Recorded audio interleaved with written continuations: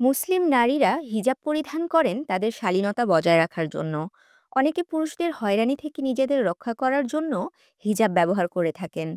বিশ্ব হিজাব দিবস প্রথম চালু হয় ২০১৩ সালের ১ ফেব্রুয়ারি। এটি শুরু করেন বাংলাদেশি বংশোদ্ভূত আমেরিকান নারী নাজমা খান। ২০১৭ সালে নিউ ইয়র্ক স্টেট বিশ্ব হিজাব দিবস ঘোষণা করেন নাজমা। ২০১১ সালে ফিলিপাইনের প্রতিনিধি পরিষদ ১ ফেব্রুয়ারিকে জাতীয় হিজাব দিবস হিসেবে মনোনীত করে, যাতে ইসলামিক ঐতিহ্যকে আরও ভালোভাবে বিশ্ব বুঝতে পারে। বিশ্বের ১৯০টি দেশ বর্তমানে হিজাব দিবস পালন করেন। এই দিবস পালনের মূল উদ্দেশ্য হল হিজাব সম্পর্কে সচেতনতা বৃদ্ধি করা।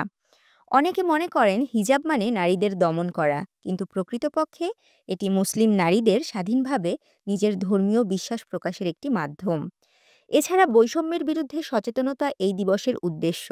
মুসলিম নারীরা প্রায়ই হিজাব পরার কারণে বৈষম্যের শিকার হন। এই দিনটি তাদের অধিকারের পক্ষে আওয়াজ তোলে। বিশ্ব হিজাব দিবস প্রতি বছর ১ ফেব্রুয়ারি পালিত হয়। এটি এমন একটি দিন যেদিন মুসলিম ও অমুসলিম নারীদের হিজাব পরিধান করে একদিন কাটানোর আহ্বান জানানো হয়, যাতে তারা বুঝতে পারেন হিজাব পরিধানকারী নারীদের অভিজ্ঞতা কেমন। তাশরিফা তৃষা, তরঙ্গ টিভি।